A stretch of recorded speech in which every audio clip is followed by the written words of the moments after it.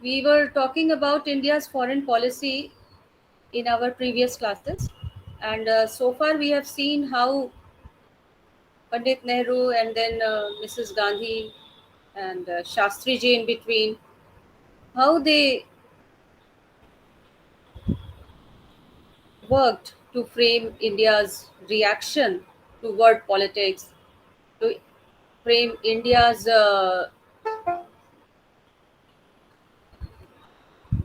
effort in the direction of achieving its national interest. So now we will study further और आज हम राजीव गांधी के समय में किस प्रकार की विदेश नीति रही, भारत ने किस प्रकार से अंतर्राष्ट्रीय राजनीति में अपने को स्थापित किया, इसके बारे में हम लोग बात करेंगे। राजीव गांधी, जैसा कि आप लोग जानते हैं कि श्रीमती गांधी की हत्या 1984 अक्टूबर में हुई और उसके पश्चात राजीव गांधी प्रधानमंत्री बने। In fact we can say that अचानक ये सारा घटनाक्रम हुआ और राजीव गांधी जो एमपी तो थे, लेकिन शायद उसके लिए उतना तैयार नहीं थे। लेकिन मिसेस गांधी की हत्या के बाद सिंपैथी वेव के चलते काफ़ी बहुमत के साथ वो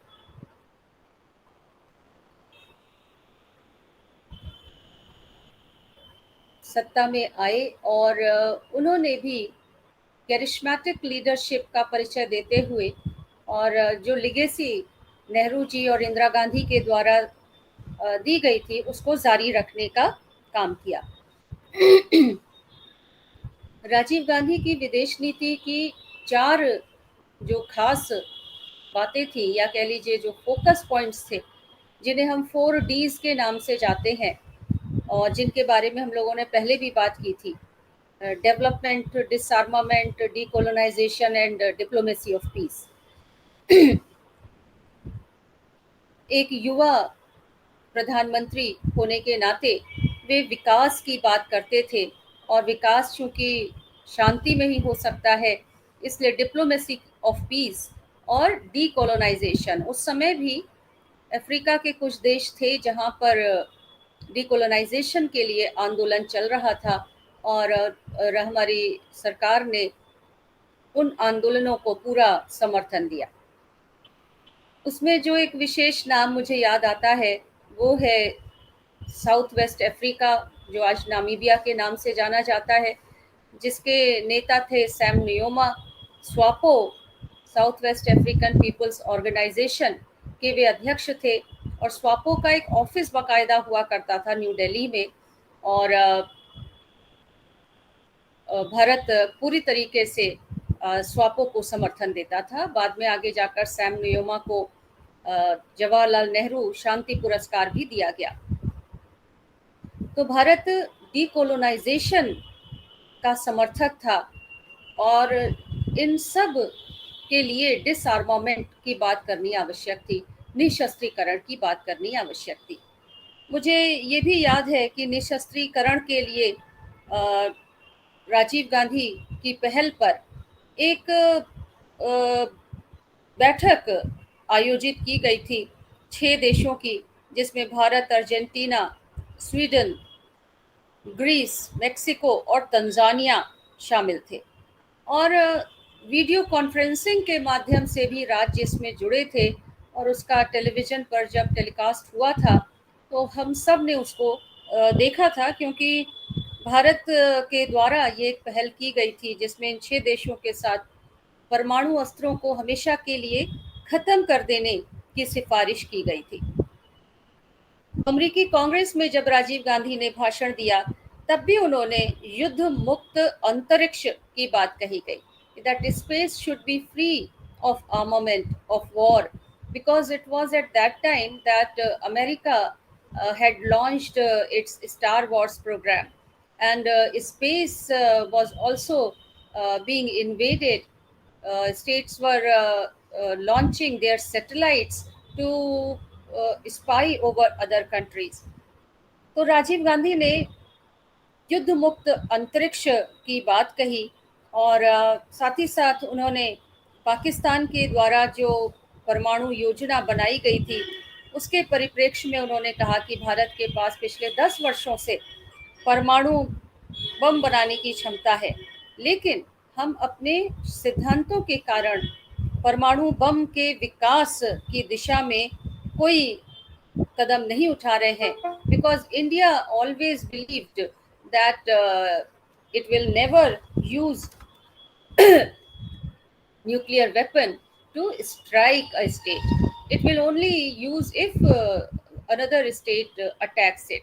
यानी भारत ने no first attack, no first use की पॉलिसी को अपनाया था, और भारत का यह कहना था कि उसने अपना परमाणु कार्यक्रम शांति के लिए आरंभ किया है। और आगे जाकर डॉक्टर मनमोहन सिंह के समय में ये बात स्पष्ट भी हो गई, जब भारत ने अमेरिका के साथ सिविल न्यूक्लियर डील को साइन किया था कि भारत न्यूक्लियर एनर्जी का प्रोग्राम अपनी जो उसकी एनर्जी की क्राइसिस है, ऊर्जा की जो संकट है, ऊर्जा का जो संकट है, उसको पूर्ण करने के लिए, उसको दूर करने के लिए भारत अपनी न्यूक्लियर टेक्नोलॉजी का प्रयोग करेगा, ये भारत ने संदेश दिया। राजीव गांधी ने कॉमनवेल्थ स्टेट्स को भी मजबूत बनाने का काम किया, और उन्होंने राष्ट्रकुल देशों की जो बैठक हुई उसमें भाग लिया, लेकिन साथ ही उन्होंने यह भी स्पष्ट कर दिया कि राष्ट्रकुल देशों का महत्व तभी है जब वे साम्राज्यवाद, उपनिवेशवाद, रंग भेद को जड़ से उखाड़ने की कोशिश करें, उसको समाप्त करने का प्रयास करें। यूनाइटेड नेशंस में भी उन्होंने अपने भाषण में इन्हीं बातों पर जोर दिया, यानी डिसआर्मामेंट, डेवलपमेंट, विकासशील देशों में जो संकट बढ़ रहा है, जो साउथ और नॉर्थ देशों के बीच में डिवाइड बढ़ रहा है, उसको दूर करने की बात। दक्षिण अफ्रीका में रंग भेद की नीति जो उस समय बड़ा संकट था, नामीबिया की आज़ादी, इन सभी बातों पर उन्होंने उसमें जोर दिया। और ये इस दौरान यूनाइटेड नेशंस के अंदर भारत एक मुखर स्वर हुआ करता था, देश हुआ करता था, जिसके द्वारा अफ्रीका के देशों में जो आज़ादी की लड़ाई चल रही थी और वेस्टर्न कंट्रीज के द्वारा वहाँ पे जो दोहन किया जा रहा था रिसोर्सेस का, उसका विरोध किया गया था। तो India became the leader of those countries which were opposing Western interests in African continent. फिर भारत ने जापान के साथ संबंधों को सुधारने में बल दिया, और आपको मालूम है कि आज जापान के साथ भारत के बढ़िया संबंध हैं, और भारत और जापान के बीच में ट्रेड रिलेशंस हैं। जापान के द्वारा भारत को आर्थिक सहायता देने का भी कार्य किया गया। तो ये शीत युद्ध का समय अभी भी चल रहा था, और इस दौरान भारत ने उन देशों के साथ संबंधों को बनाने पे जोर दिया जिनसे उसे आर्थिक सहायता मिल सकती है। राजीव गांधी जापान की यात्रा पर गए, और जापान ने करीब 160 करोड़ रुपए का ऋण भारत को देने का निश्चय किया, और साथ ही साथ ये भी आश्वासन दिया कि भारत की जो टरबाइन टेक्नोलॉजी है, जिसके प्रयोग से वो गैस से बिजली पैदा कर सकती है, उसके लिए भी जापान भारत को सहायता प्रदान करेगा। पड़ोसी देशों के साथ भी संबंध बनाए गए। देखिए, अब धीरे धीरे जवाहरलाल नेहरू से हम आगे बढ़ते जा रहे हैं, तो पड़ोसी देशों के साथ संबंधों को बनाने पर जोर दिया गया। इंदिरा गांधी ने इस कार्य को किया, फिर उसके बाद राजीव गांधी ने भी इस कार्य को जारी रखा और पड़ोसी देशों के साथ संबंध बनाए। राजीव गांधी के समय में हमारे पड़ोसी पाकिस्तान में बेनज़ीर भुट्टो का भी राजनीति में आगमन हुआ था। जनरल जो जुल्फिकार अली जो भुट्टो थे, उनकी पुत्री बेनज़ीर भुट्टो। तो बेनज़ीर भुट्टो भी एक यंग लीडर थी, और राजीव गांधी ने उनको वेलकम किया इस उम्मीद के साथ कि पाकिस्तान भी अब आधुनिकता की राह पर आगे बढ़ेगा, डेमोक्रेसी यहाँ पर स्थापित होगी। जिया उल हक के जाने के पश्चात, उनका जो सैनिक शासन था उसकी समाप्ति के पश्चात बेनज़ीर भुट्टो शासन में आई थी। लेकिन ये जो विश्वास था वो जल्दी ही समाप्त हो गया जब बेनज़ीर भुट्टो ने पुरानी परंपराओं को कायम रखते हुए भारत के साथ जो एक वैमनस्य का वातावरण था उसको बनाने का ही काम किया। उन्होंने भी आम पाकिस्तानी नेताओं के समान यूनाइटेड नेशंस में या जहां आबादी के बारे में बात करनी थी विश्व की, उन ऐसे मंचों पर भी उन्होंने कश्मीर के मुद्दे को उठाया। जैसा कि अभी आपने देखा कि अभी सितंबर 20, 21, 22 में जब यूएन जनरल असेंबली की मीटिंग हुई, उसमें इमरान खान ने भी अपने भाषण में आधा से अधिक समय जो था वो भारत में के बारे में बात करके बिताया, और भारत के विषय में उन्होंने जो भी अनर्गल कह लीजिए जो प्रलाप था उसको किया, जिसका भारत के द्वारा जवाब भी दिया गया। पाकिस्तान के अलावा बांग्लादेश के साथ भी हमारे प्रधानमंत्री जी ने यात्रा की, वहाँ की ढाका की यात्रा की। जनरल इरशाद वहाँ के राष्ट्रपति थे, उनसे मुलाकात की।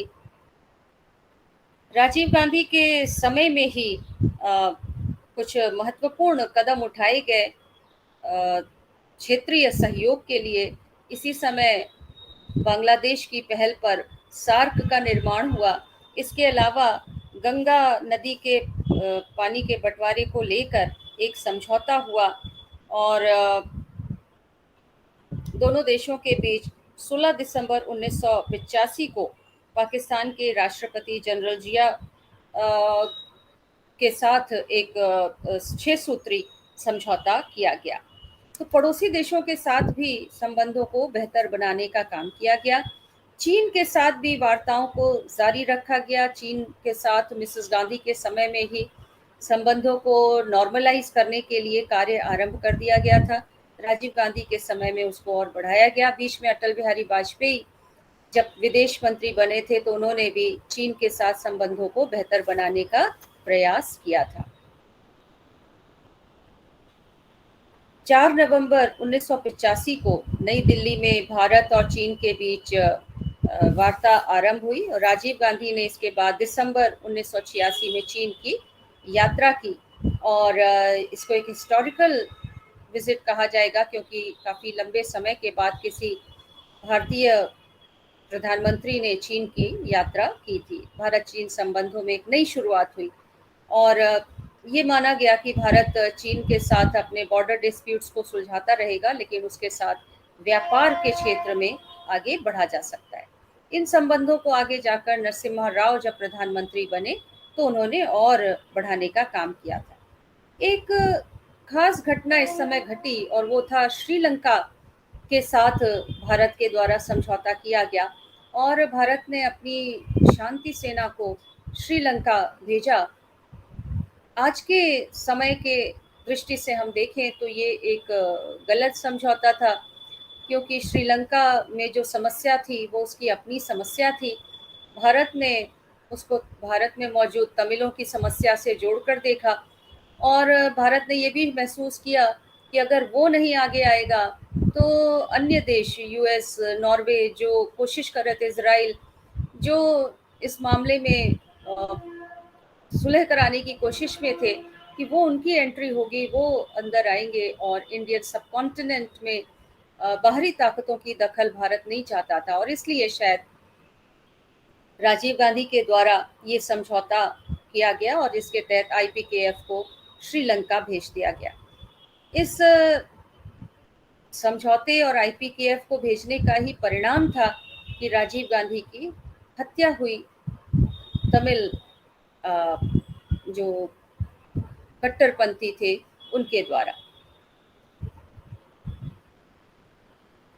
आगे अगर हम बात करें कि नॉन अलाइंड मूवमेंट की, तो हम देखते हैं कि मिसेस गांधी की मृत्यु के बाद गुटनिरपेक्ष देशों की अध्यक्षता करने का दायित्व राजीव गांधी पर आया, और उन्होंने इस गुट को नेतृत्व प्रदान किया।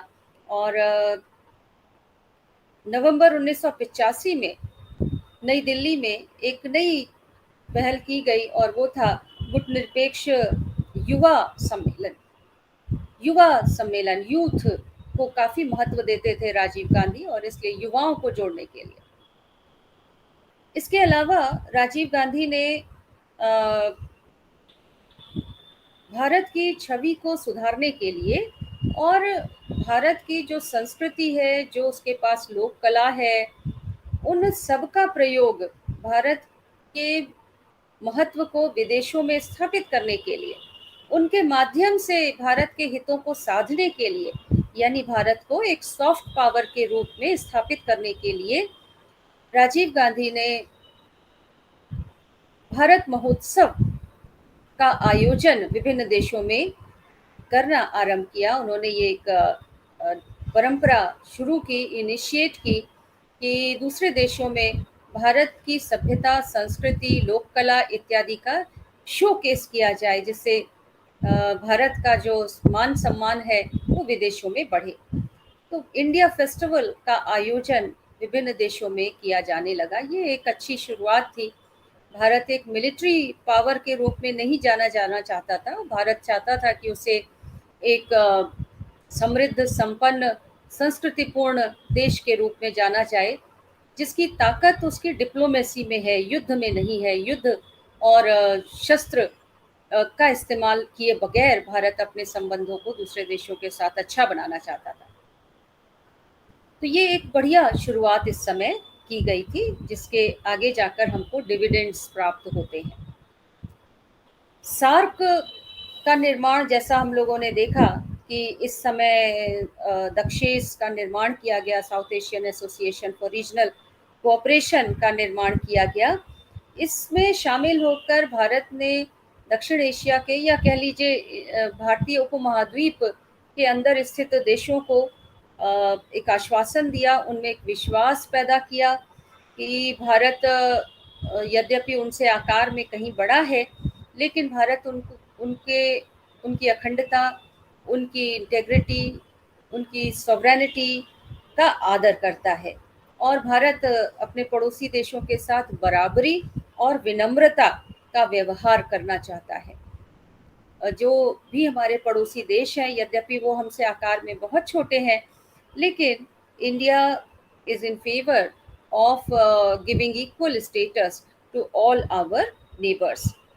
तो इस मंच के निर्माण में भारत ने एक सकारात्मक भूमिका को निभाया, और इसके माध्यम से सार्क देशों के बीच में एजुकेशनल, कल्चरल, सभी प्रकार के आदान प्रदान हुए। साथ ही साथ कमर्शियल लेवल पर भी इस गुट में शामिल देशों के बीच संबंधों को बेहतर बनाया गया।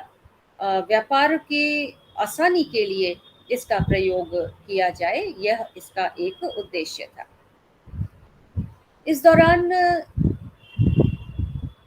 देश के अंदर राजीव गांधी ने इंफॉर्मेशन टेक्नोलॉजी की जो क्रांति थी उसको वो भारत लेकर आए, और भारत में दूरदर्शन या टेलीविज़न जो सेंटर्स थे वो जगह जगह पर बनाए गए।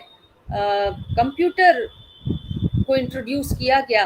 तो राजीव गांधी को आईटी जो रेवोल्यूशन है भारत में आई, उसके लिए भी हम श्रेय दे सकते हैं, क्योंकि उन्होंने इस नया जो सब कुछ था देश के, विश्व के अंदर, उसको भारत के में इंट्रोड्यूस किया।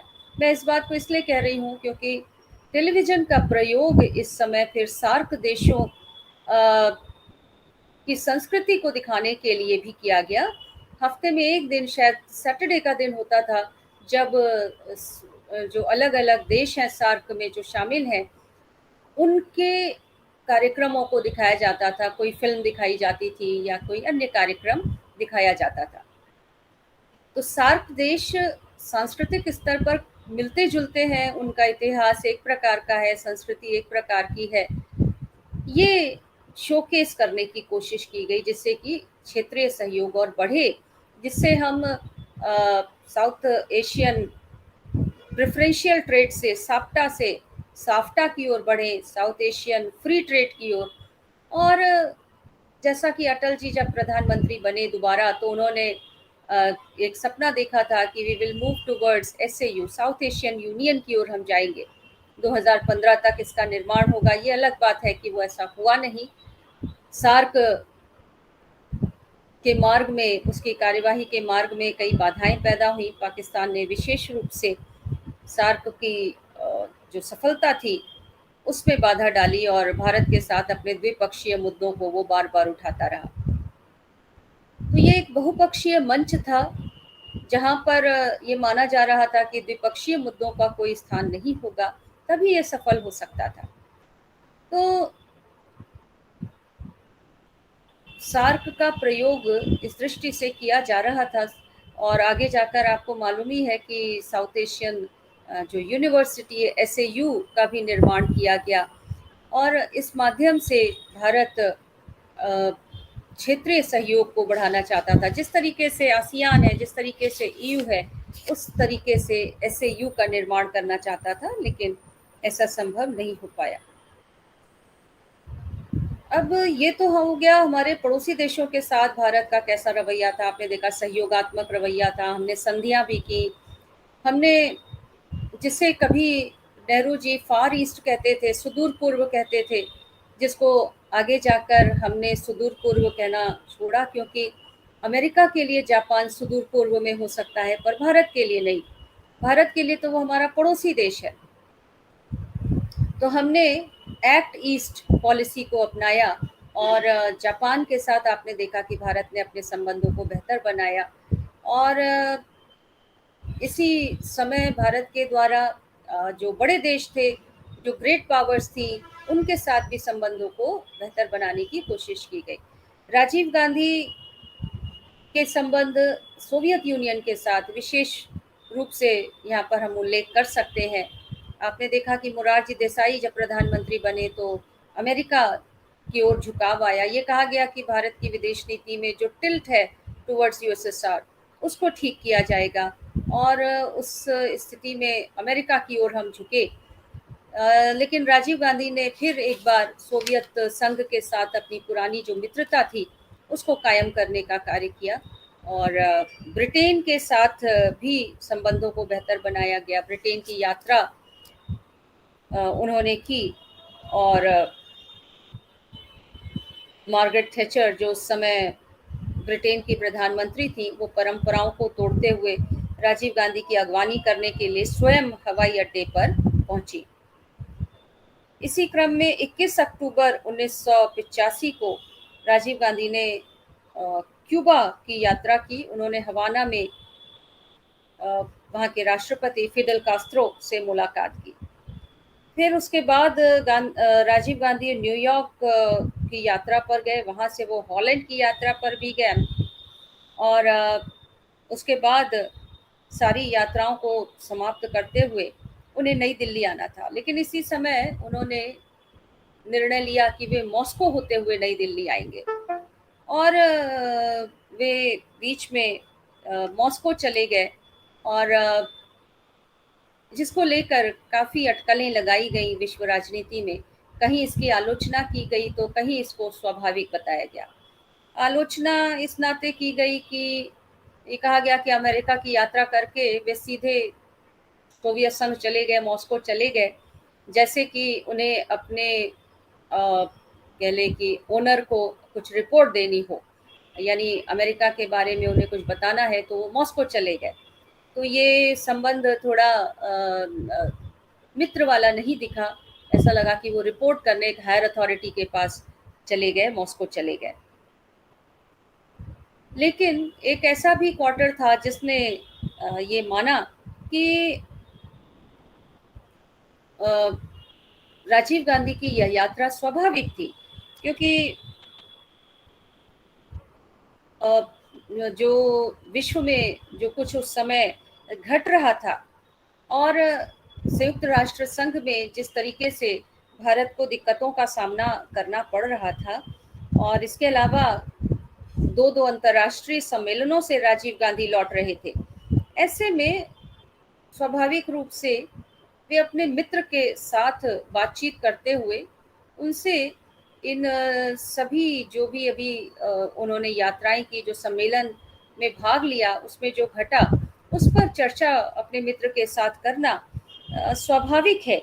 और इसलिए मॉस्को की जो यात्रा है वो कोई अ, गलत बात नहीं है। Diplomatically it was not wrong.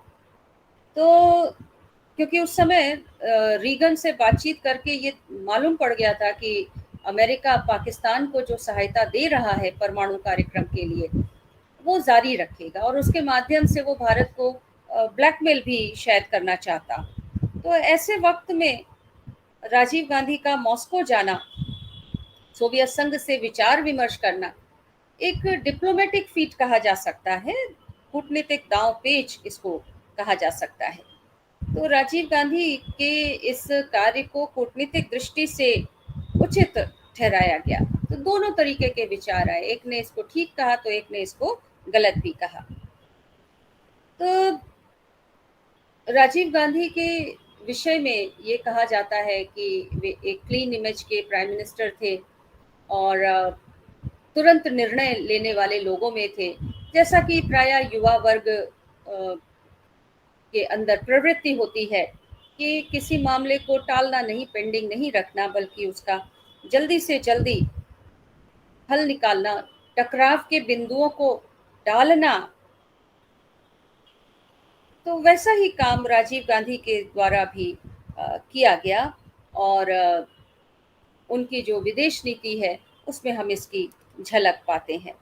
उन्होंने जहां वर्ल्ड की जो सुपर पावर्स थी उनके साथ काम किया, तो वहीं उन्होंने क्षेत्रीय ताकतों के साथ भी, जो हमारे पड़ोसी देश थे, उनके साथ भी संबंधों को बनाया, उनके साथ भी तालमेल बनाने का काम किया। उनकी राजनीति में स्पष्टवादिता का पुट हम देख सकते हैं। जैसे अफगानिस्तान के बारे में उन्होंने कहा कि भारत वहां पर हस्तक्षेप और अड़ंगेबाजी दोनों के खिलाफ है। यानी सोवियत संघ की जो वहां पर मौजूदगी थी और अमेरिका के द्वारा जो विरोध किया जा रहा था, उन दोनों पर उन्होंने यह टिप्पणी की। फिर वॉशिंगटन यानी कि अमेरिका को उन्होंने ये कम्युनिकेट किया कि परमाणु बम के बारे में उसे पाकिस्तान के साथ कड़ाई से पेश आना चाहिए। इस दौरान एक आध घटनाएं, जैसे श्रीलंका वाली हमने घटना बताई आपको, इसके अलावा नेपाल के साथ भी भारत की जो दो संधियां थी व्यापार की दृष्टि से, उनको लेकर थोड़ा जो कार्य किया गया वो कूटनीतिक दृष्टि से बहुत लाभप्रद नहीं रहा। भारत ने इन दोनों संधियों को रिन्यू करने में देरी लगाई, क्योंकि नेपाल के द्वारा भारत के साथ इस समय वैसा मित्रतापूर्ण व्यवहार नहीं किया जा रहा था जैसे किया जाता रहा था। और इसलिए भारत ने इन दोनों संधियों को रिन्यू करने में देरी की, लेकिन उससे भारत को थोड़ा नुकसान ही हुआ, क्योंकि नेपाल में ज़रूरी वस्तुओं की क्राइसिस उत्पन्न हो गई और आम नेपाली के अंदर भारत विरोधी भावना उत्पन्न हुई।